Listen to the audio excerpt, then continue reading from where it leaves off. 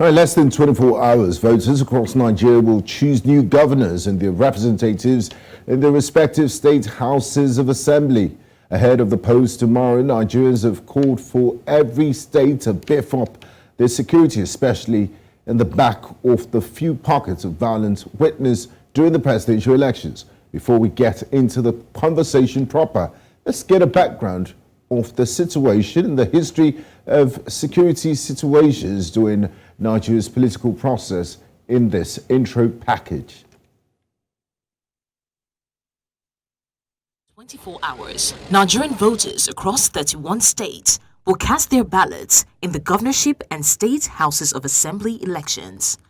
Nigeria saw its lowest voter turnout since 1999 during the presidential election, and it's yet to be seen how this will impact the desire of electorates and security operatives who will be out to protect the people's mandate.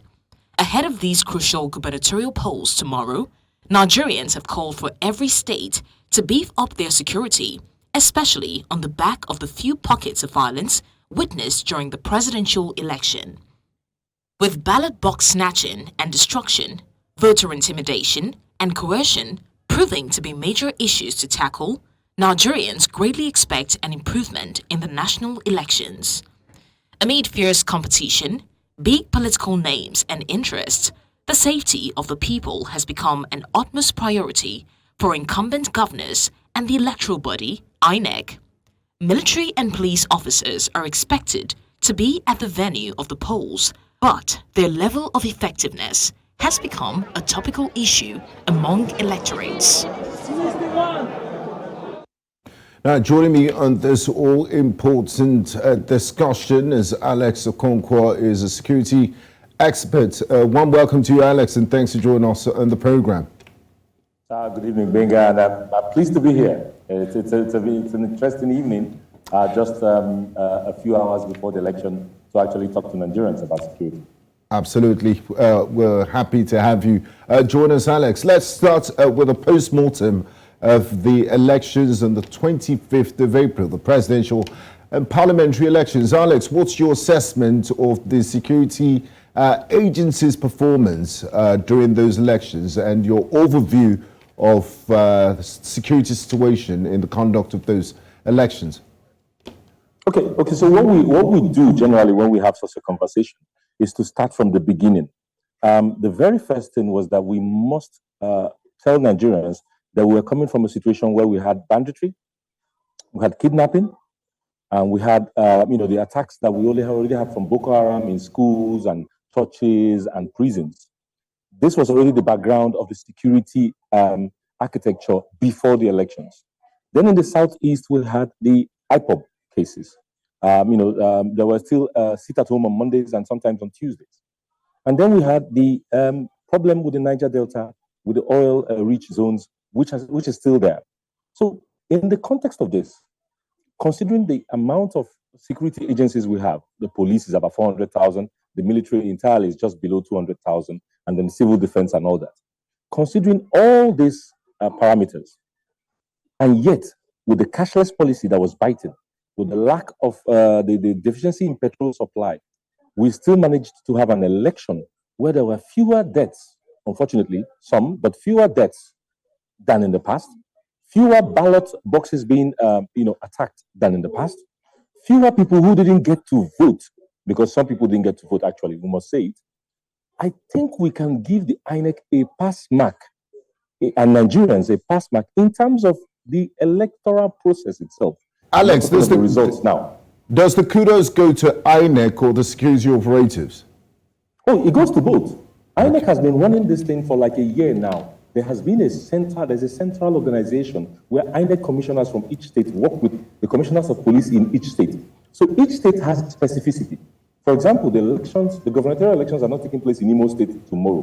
Mm-hmm. So focus is going to be more on local rivalry, you see, instead of state rivalry. So there will be more rivalry in terms of local governments and all that. In the contrary, like a state like Lagos, you can see immediately the attraction is the gubernatorial level with LP and all that. So all these things are being studied on the INEC level. are propagated to the police, and the police now does it with the other arms of security. So it's a global thing, and we must even congratulate Nigerians themselves. If we were less violent during the last elections, the presidential elections, it's all of us. I mean, nothing stops you from going to attack people, except that you want to follow the law and you want the process to be done. So Nigerians should even give kudos to themselves. And like you mentioned when you started the news, there were pockets of violence here and there. And the reason why you use pockets was that there were less. It wasn't widespread as it used to be as compared to the past. And it's good to see a level of synergy as never seen before between security operatives and INEC collaborating to ensure that there's a safe environment for people to exercise their franchise. Now, Alex, incumbency is in a desperate fight not to succumb to change. And this fact has been noticeable in many states, including Lagos, Ogun State, Delta, and other places. So does this make the state more susceptible to violence when you're looking at it from a security perspective? Because if you have a governor that is not seeking for a second term, I mean, he really doesn't care much about his political future. But when you have that desperation to succeed and to win a second term, does that increase the susceptibility to violence in any way? Okay, the desperation that comes with it, yes. Okay. To answer your question frankly, I would say you are right in having this thesis up to the last election, 2019. Because we now have a three-horse kind of election, three-horse race now, that has changed. If you notice the governor of the state where we are now, he is doing his best to have a better image than he probably used to have. He's not trying to use money or violence or whatever. He's actually trying to fight people that are using violence because you now know that all eyes are on you. I would even say that it is more dangerous now in other states like Rivers where there is no incumbency, but the person who is there now wants to have his person to win. Do you get the point? Yes. So he wants continuity, while the incumbent governor wants to show that he has separated from the past system. Do you know what has happened, Gbenga? Nigeria has changed in 3 months more than it has done in 10 years.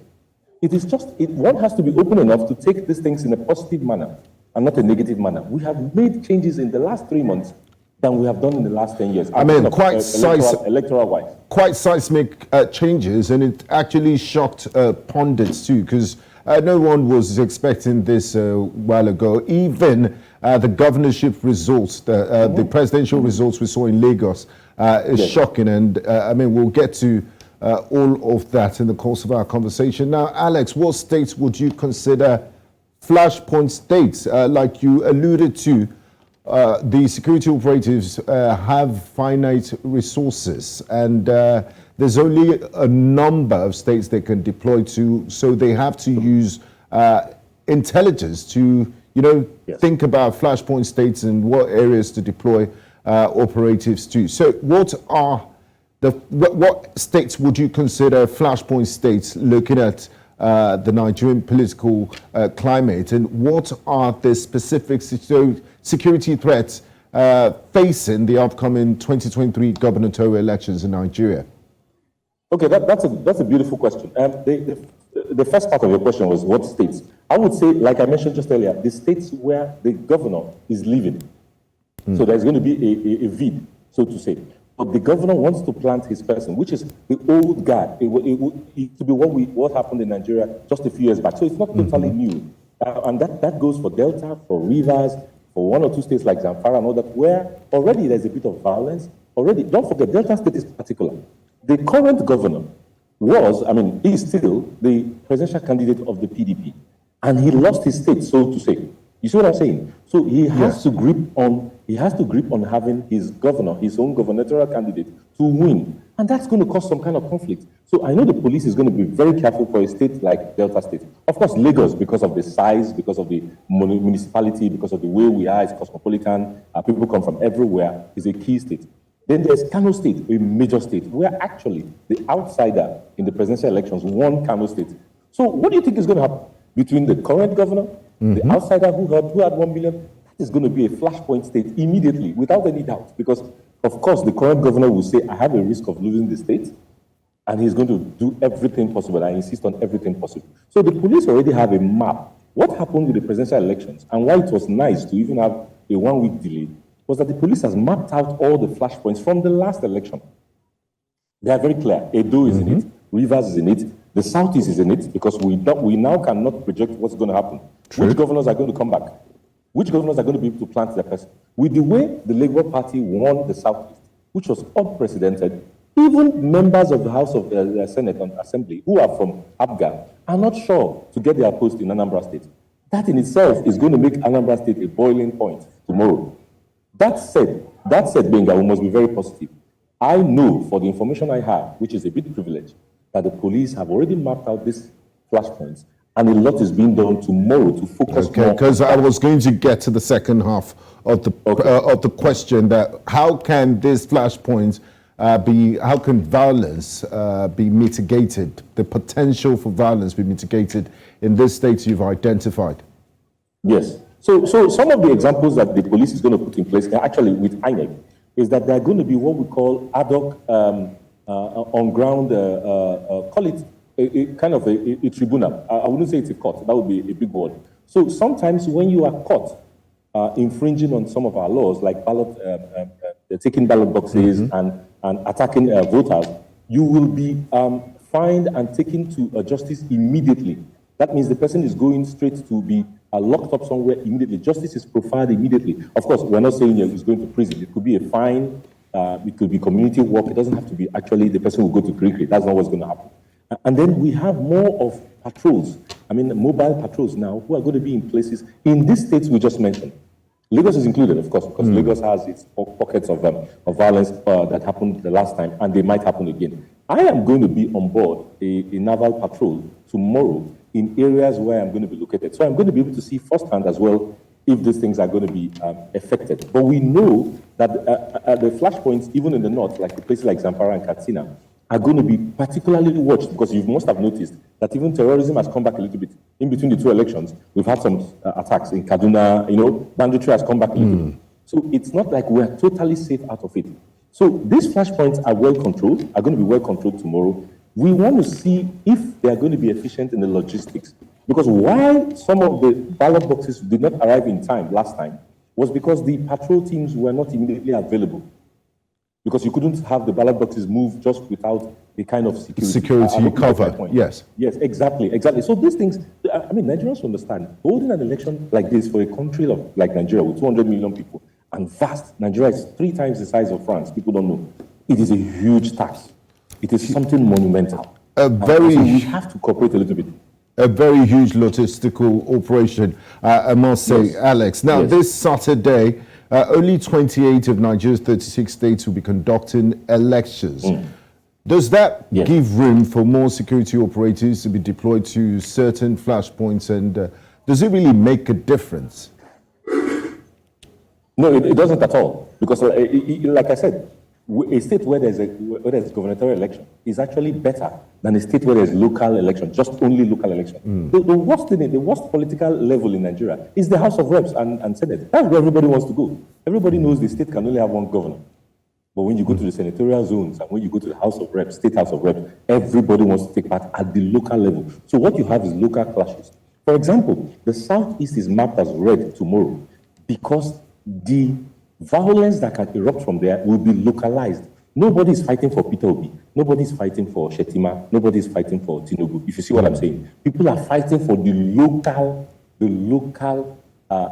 politician, and that local politician can weigh into violence one way or the other. So it is actually, this is more a dangerous election than the president election we have because it is localized.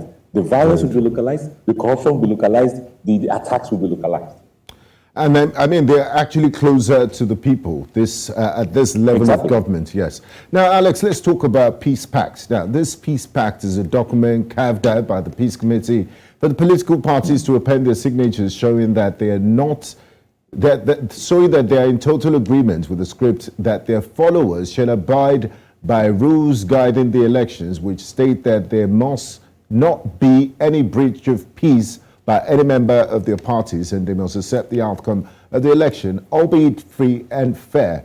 Now, we've seen this play out at the presidential level, but should we localize it and bring it closer to the people? Should gubernatorial candidates be made to sign peace accords? And how much of an impact do they really have on having a violent, free electioneering process, this peace pact? Well, they did work, like you mentioned, for the presidential elections, because we had, actually, to be honest, we have very intelligent people. Abubakar is a very intelligent man, Tinubu is a very exposed person, and Obi is a very intelligent Nigerian as well. So it was easy to put it in place at that level. You mentioned the problem, and it's true. At the gubernatorial level, it's going to be very difficult, because at the end of the day, people know the Electoral Act. You remember, when there's a violence in a particular ward, the whole election in that ward is cancelled. So, can you not see the potential of me, if we were to contest together, you and I, creating the situation of violence in a place I know you would probably win, so that the area will not be counted? You see what I'm saying? So, it cannot be, we cannot totally count on these people at the local level. I sincerely warn Nigerians, the local elections are worse than the presidential elections. In terms of, I'm talking in terms of security now. Yes. There are more risks, because what are you going to do if there's an outburst of violence in Katsina between two factions? Let's even say two factions of the same party.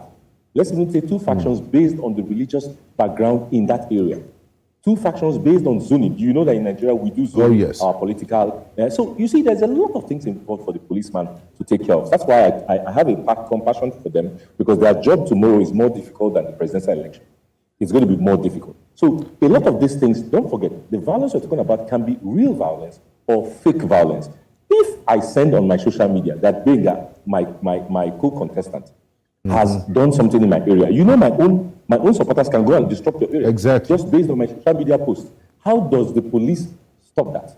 In fact, we're going to come to that when we talk of solutions. But it's just to give an example of the vast nature and the spread of the kind of violence that can erupt tomorrow. But I'm confident of our police force and our security agents, because we've been in contact in the last 3 weeks, and I know a lot is being done. And I do appreciate your optimism. And when you look at, like you said, looking at data from last week's, from the presidential elections compared with past, you see that we've really made a lot of progress when it comes to security. Now, one of the reasons why violence happens in electioneering processes is that people feel aggrieved, or they feel cheated, or they feel they've been rigged, so they take laws into their hands. Now, how can we ensure that the election process is transparent and accountable, given the ongoing security challenges in Nigeria? First thing first, Gbenga, I think there's a lot of education to have here. I think there was a misunderstanding. First, INEC was telling us several months before that the results were going to be transmitted electronically, which means immediately. That itself was a mistake. Let me tell you why. It's not because we cannot do it. It's because you cannot sell me something without taking into consideration the fact that we have poor networks in Nigeria. Look, electricity instability can also be a problem. We have to factor that in when we talk to Nigerians, because Nigerians are now listening more than they used to listen before. Nigerians are now aware more than they were aware before. When I say before, I meant even more informed also. Yes, more informed as well. And then we can communicate. I can tell you what's going on in Abakaliki, and in 1 minute you are just as aware as I am, even if you're not in Lagos. You see what I'm saying? So we cannot afford to tell Nigerians things that we cannot keep up to.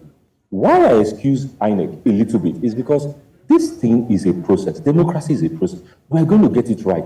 Not as late as in the 1990s. And the American presidential elections, I think it was between George Bush and Dukakis or somebody, was cancelled for several weeks. They had to recount votes in Miami. And it took almost a month. I'm talking.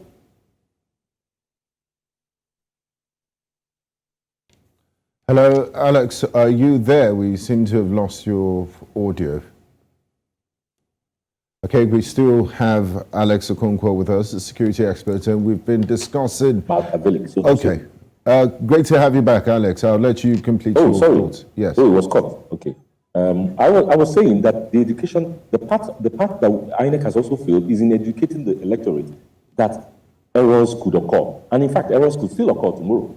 But if we all accept the amount of error that is acceptable, I think things will work out. It's a working process. The next election in Nigeria will be very good because we're already getting it well. The beavers are already working.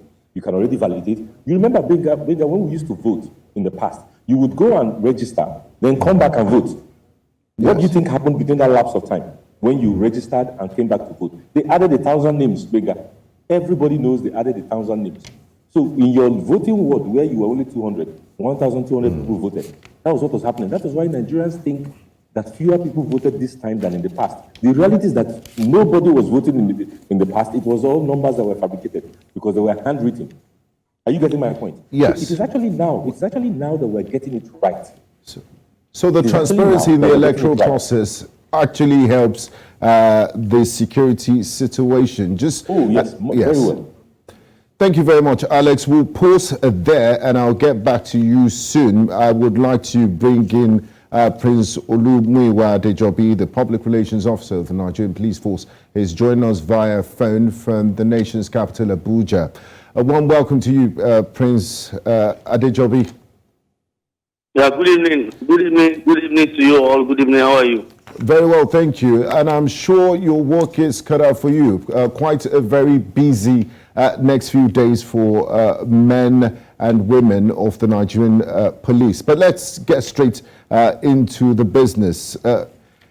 Last presidential elections, there were quite a number of complaints that the police was looking on while incidents of violence took place in some of the polling units, while people were being assaulted in the presence of security operatives. Now, judging from what you know from the last elections, how can the Nigerian police force improve security of police at polling units, and what measures have been taken to ensure the safety of voters and election officials during the elections?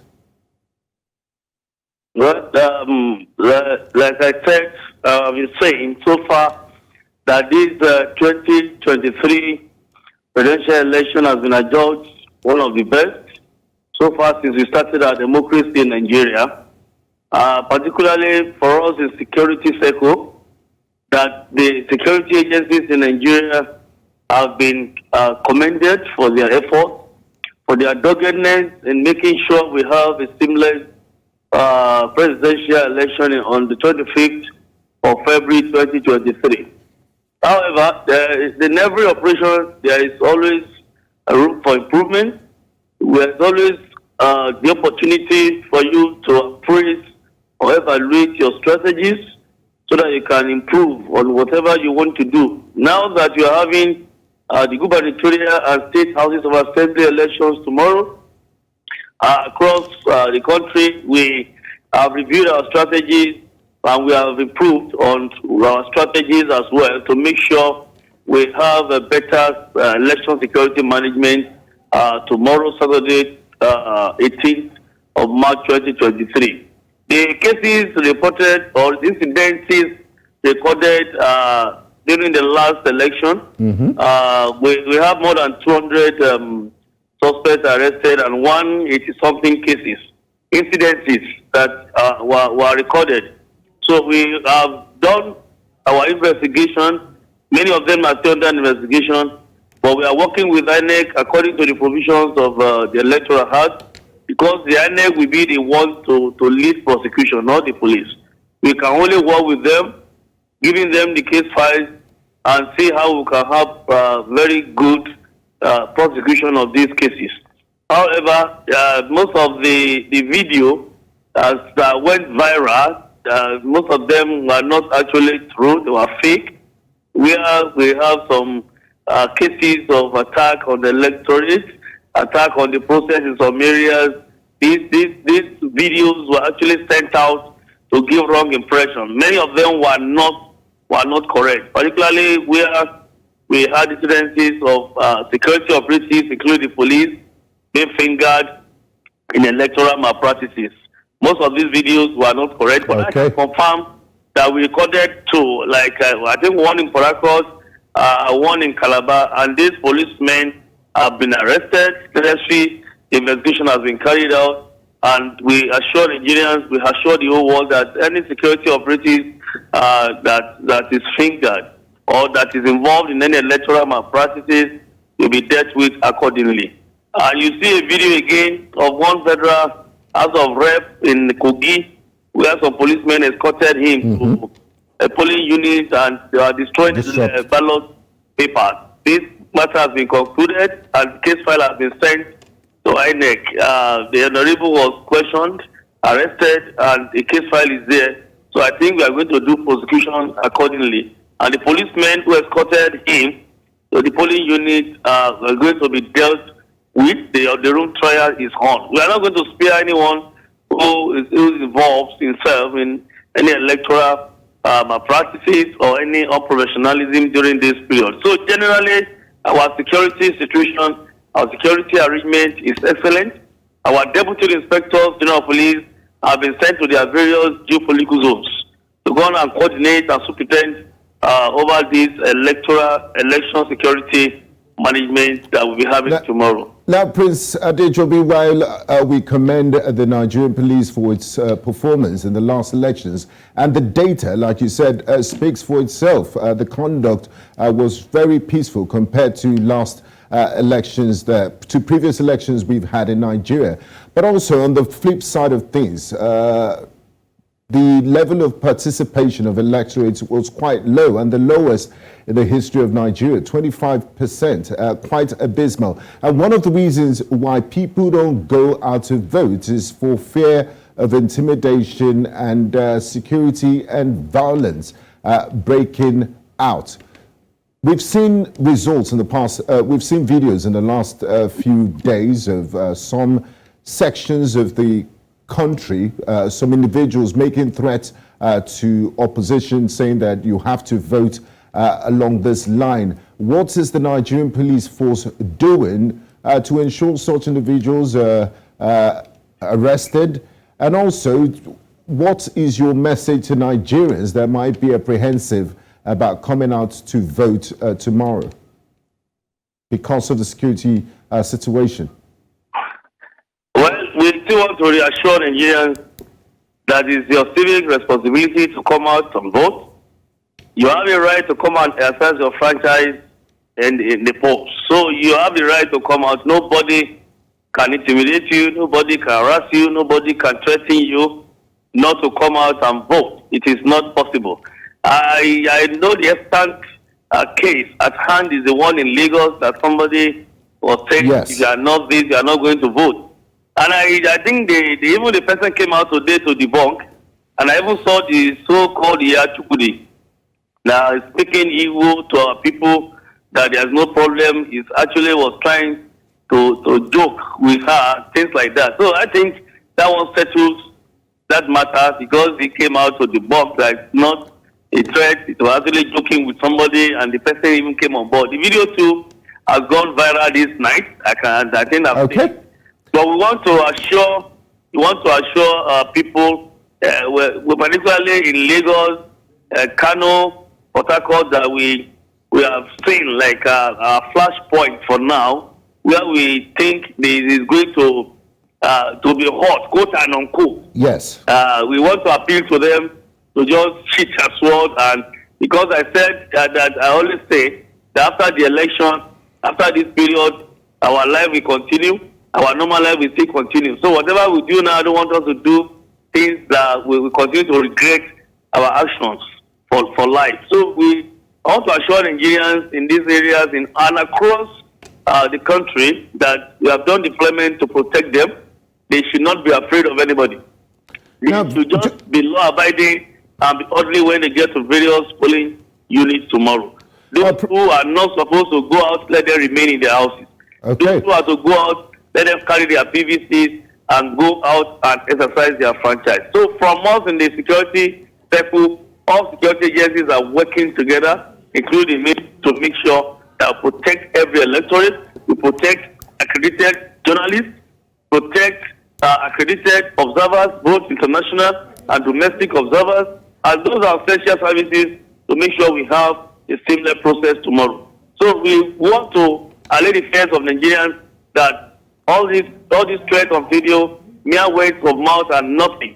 But we just want to create fears in them, but we are ready to protect them and to make sure the electoral process tomorrow will even be better than the one we had on 25th of February.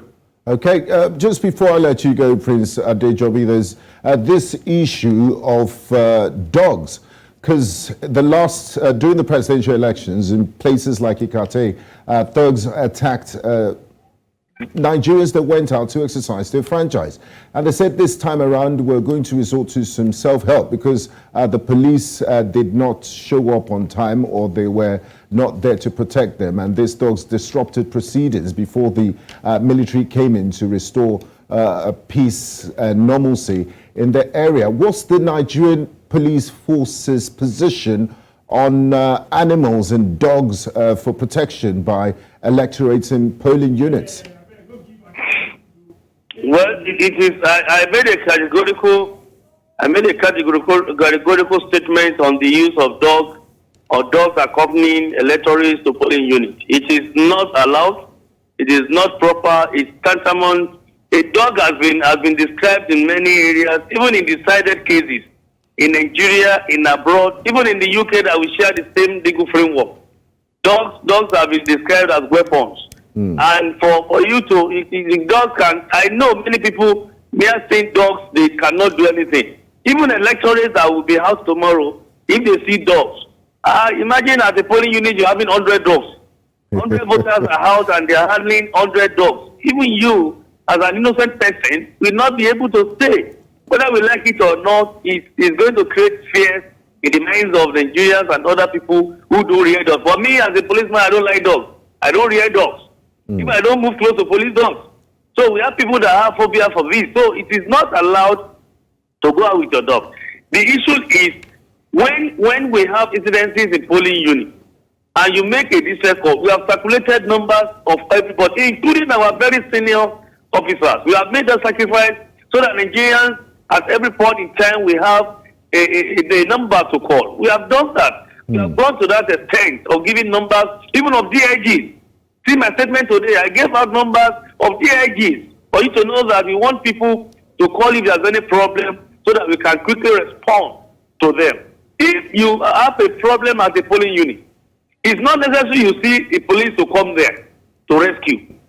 Nigerian Army can come, Civil Defense can come, any security agency that is a member of ICES, Interagency Consultative Committee on Election Security, can race down to that point, to that scene, to rescue people. So the mere fact that the military rushed down to that place doesn't mean the police was not aware. We operate joint operational room. There's synergy. Has a joint operational room.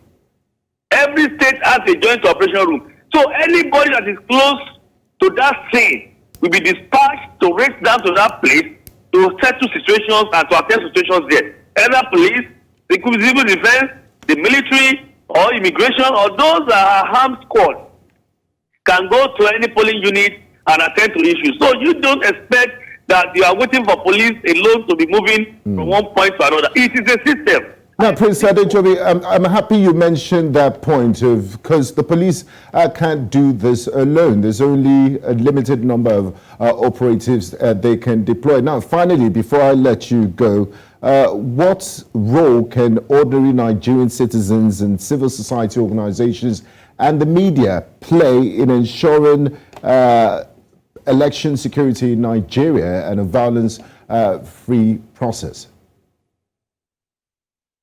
Well, let me repeat this again.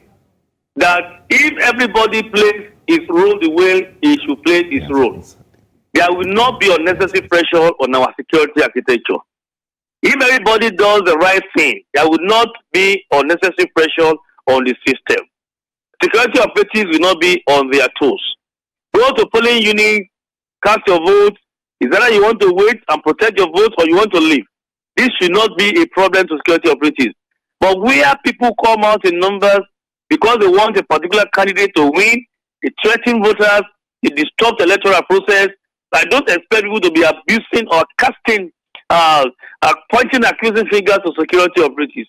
We need to talk to those who groom these talks, those who unleash these talks to attack people and disrupt the process.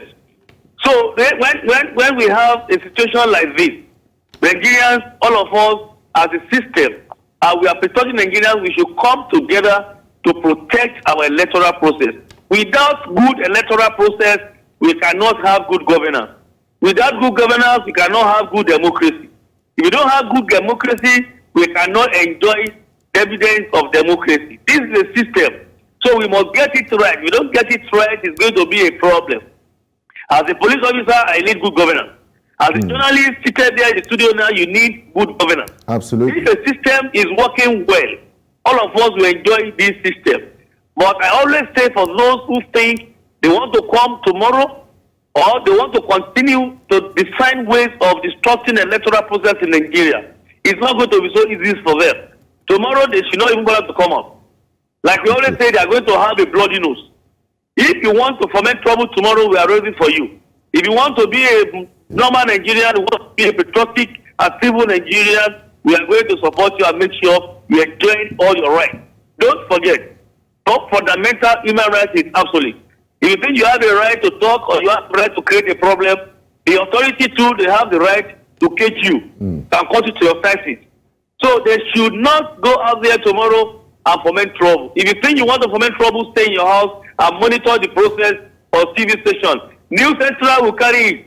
You are going to be giving people regular reports. Let them stay through to this station and continue to monitor electoral process across the country. If you know you want to go out and foment trouble, don't bother to come out tomorrow. Okay. That man who pulls the trigger to declare a war might not live to see the end of that war. It's a reality and philosophy of life. So don't even think you have monopoly of violence, you want to come tomorrow and disrupt the election. It's not going to be easy for you. Nigerians should go out tomorrow, exercise their franchise, cast their vote for any candidate of their choice. We are out there to protect you. Make use of all our numbers we have given to you. In case there's anything anywhere, call them. They are going to attend to you. Okay. Studio 2 can help us to roll these numbers. We'll definitely do that. People can see on your screen these numbers and call. That is the message from us. Thank you. Thank you very much, Prince Muyiwa Adejobi, Force Public Relations Officer at Nigerian Police Force. We do appreciate your time with us on Secure the Continent. Thanks for your time and your insights, and all the best to you and your men in discharging your constitutional responsibilities. Thank you. We appreciate all of you. We appreciate your station. Continue to do the good work. We appreciate all of you. Thank you, guys, and enjoy the rest of your day. Bye. Thank you, and you too.